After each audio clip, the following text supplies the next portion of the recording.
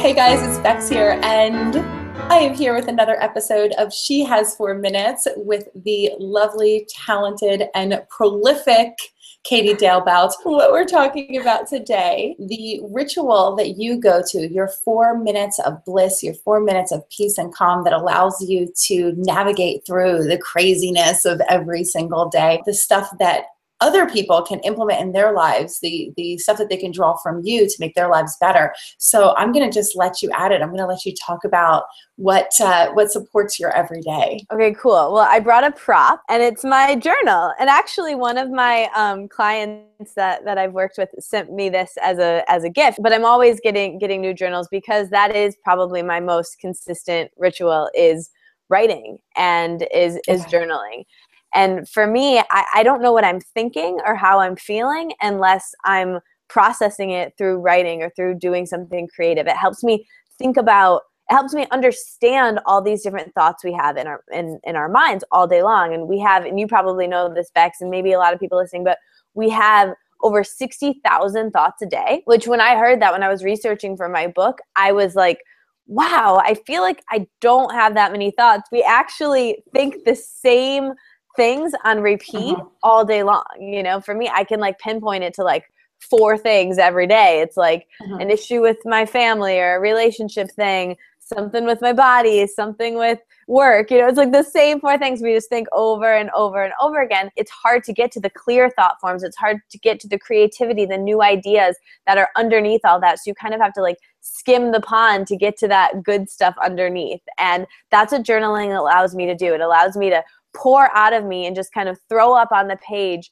all the negative stuff, all the fear, all the stuff that I'm worried about, and just get it out on the page, see it, sort through it. And then from there, I can decide what is true, what I want to believe, and what I don't. And then that allows me to be like, okay, it's there. What else is in there?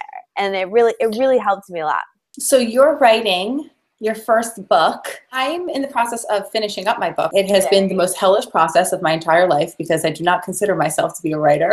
I'm a talker and I'm a listener. So for those of us who have a hard time writing and putting our thoughts into words, give us a couple tips on how to create a journal and maintain a journal when we don't feel good at it. I'm now becoming this poster child for journaling and for writing. But I'm actually like you, and I'm actually like all those people who give me the smack about, well, I can't journal, I don't have anything to say, or I'm not a writer, I hated writing essays in school. And it's this is not that. This is not your 5-paragraph essay, people. This is writing that's innate to you. And I say that in the book. If you can write a text message, you can be a writer. If you can have a conversation, you can do this kind of writing. It's literally thinking and how I write like I speak. And that was something that was a compliment. I take it as a compliment that people gave me to my blog. They were like, oh, your blog sounds like you. It sounds like how you speak. And I was like, cool. I think that's a compliment. I think that's a good thing. And it just means that I'm being authentic and I'm writing what I'm thinking and feeling. And that's what I do in all of my writing. And so then when I'm journaling, it's like free therapy. It's a way to talk to a best friend on the phone, where a best friend you feel safe with, right? We've all had those conversations where you're feeling a lot of feelings and you have a lot of emotions, and then you articulate them to someone and you just feel lighter because you're like, oh, I let that out. And there's the title. And Brené Brown has this quote where she says, shame cannot exist once it's shared. So once you share something with a friend or on a blog or let it out, you feel a little bit lighter because you find out that you're not alone usually, and you just feel better by sharing it and seeing that people love you anyway. And your journal can be kind of a first step to that. Maybe when you're not able to share it with a friend, or you're not ready to share it with a friend or someone safe or in a bigger way than that, your journal kind of can become this first step to that. Before you even want to share it, sometimes you just need to process what's going on by first writing about it. And that's been really an effective tool for me to deal with my emotions and to deal with my feelings. And I have a lot of feelings, so this really helps me. You have a lot of feelings. A lot of feelings, yeah. I love this because, okay, so now I get it. Because when I write my to-do lists or my task lists or whatever, this is a way of getting the anxiety that I'm feeling inside out. Exactly. So I say out of my head and onto paper, just so that I'm not in that continuous loop of the same thought going over and over and over again. Maybe I can journal too. I can do it. You can. And like, here's a secret. Like, I hope you buy my book, and you should, but you don't need the book. Actually, you just need to ask yourself a good question. If you want to get started with journaling right now, today, when the book's not even available yet, you just have to ask yourself good questions. And if you ask yourself good questions, your intuition will speak through you and speak through your writing. And that's the best way for me to connect to my intuition and my inner guidance is through writing. And that's been so effective for me. And it's been the best tool for me to understand what my intuition is wanting to tell me through writing. So if you ask yourself a good question like, how can I make things better, right? You'll get all of these answers of, well, you could do this, you could do this, you could do this. And if you asked a question like, why does everything suck? You would get an answer of like, well, you're terrible and you're ugly and you're this, you're that, blah, blah, blah.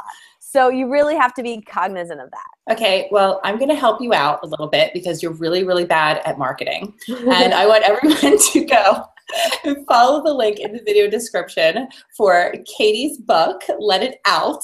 It's available for pre-order right now, and I'm going to give that link to you guys. You can go and support her and start your journaling career, or at least make a little placeholder for it to start in the very, very near future. Thank you so much, Katie. Can you tell us where to find you? Yes, thewellnesswonderland.com or katiedalebout.com. And I'm Katie Dalebout on Facebook and Twitter and Instagram and Snapchat and all of that. And I love you, Bex. Thank you so much for having me. It was such an honor to be here and talk to everyone here. I've loved you since the day we met through Hay House in an elevator. I will never forget it. I tell everyone that story, and I'm so grateful to be friends with you. Love you. Love you more. Mwah. Thanks so much for watching. I hope you enjoyed the video as much as I enjoyed making it for you. For lots and lots of totally free and amazing goodies delivered straight to your inbox every single week, sign up for my Bliss Notes at BEXLIFE.com.